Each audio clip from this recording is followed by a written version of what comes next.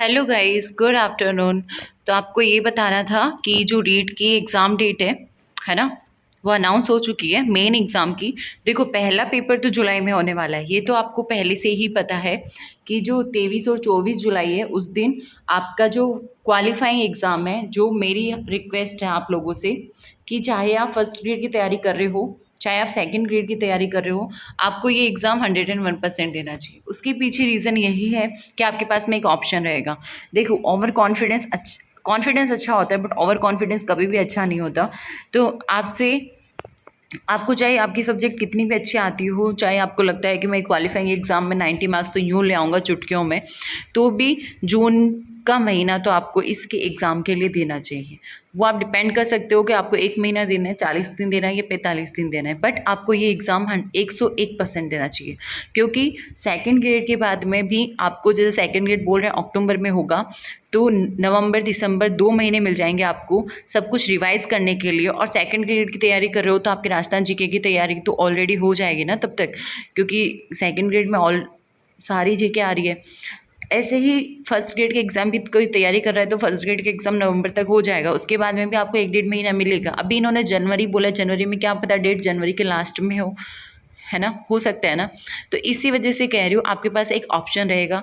और अगर आप लोग सोच रहे हो इस साल मुझे हर हाल में जॉब चाहिए, तो थोड़ा दूर तक का तो सोचना पड़ेगा। देखो, तो न्यूज़ तो यही थी कि जुलाई के अंदर आपका क्वालिफाइंग एग्ज़ाम है, उसके बाद में जो मेन एग्ज़ाम होगा वो होगा जनवरी माह में, है ना, 2023, मतलब न्यू ईयर की स्टार्टिंग पे। और आई थिंक आप रीट का ही फोकस, रीट को ही टारगेट कर रहे हो कि मुझे सिर्फ रीट का एग्ज़ाम देना है, तो आपके आपके पास में जुलाई के बाद में सफिशेंट टाइम है। आप अच्छे से अपनी तैयारी कर सकते हो। आपका डिसीजन खुद का होना चाहिए कि मुझे सेकेंड ग्रेड की तरफ जाना है या नहीं जाना, क्योंकि आपको खुद को पता चल जाएगा कि मैं ये कर सकता हूँ या नहीं कर सकती हूँ। ठीक है, तो आप उसके हिसाब से डिसाइड कर लेना। बट हाँ, क्वालिफाइंग एग्ज़ाम तो उनको भी देना है जो सेकंड ग्रेड का ही सोच के बैठे हैं कि सबसे पहले सेकंड ग्रेड हो रही है और मुझे इसी के अंदर एक सीट निकालनी है। ठीक है, इसके साथ ही जो आपको पता है साइकोलॉजी भी आती है रीट में, और साइकोलॉजी में राजस्थान जीके का भी बहुत अच्छा खासा पार्ट रहने वाला है मेरे एग्ज़ाम में। तो उनकी अगर आप सेकंड ग्रेड की तैयारी करते हो तो वो साथ के साथ हो रही है, उनको अलग से पढ़ने की कोई ज़रूरत नहीं है। बट उसके लिए ज़रूरी है कि जुलाई में जो पेपर हो उसमें 90 मार्क्स आएँ।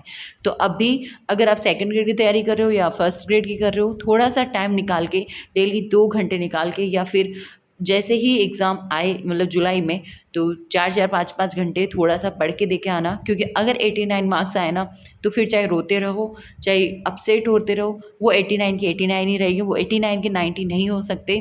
जिनके साथ होता है ना ये चीज़ कि एक नंबर से रह गए, पॉइंट से रह गए, उनको पता है कि ये कितना हार्ट ब्रेकिंग होता है। ठीक है, तो आपसे रिक्वेस्ट है, सीरियस थोड़ा ले लेना इसको, क्योंकि क्वालिफाइंग एग्ज़ाम क्लियर करना तो है ही, राइट। अदरवाइज़ इसके बाद अगर आपने यही नहीं किया तो मेन एग्ज़ाम का तो आप सोच भी नहीं सकते। तो all the best for your preparation, अपना बेस्ट दो। एग्ज़ाम डेट अनाउंस हो चुकी है, तो तैयारी करो अच्छे से, और आई होप आपकी जॉब लग जाए इस साल के एंड तक या अगले साल। अगर रीट का ही दे रहे हो तो फिर तो अगले साल तक ही ज्वाइनिंग होगी।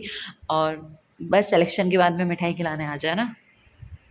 और हाँ, आपको ऐसे ही अपडेट और ऐसे ही एडवाइस के लिए चैनल को सब्सक्राइब करना मत भूलना।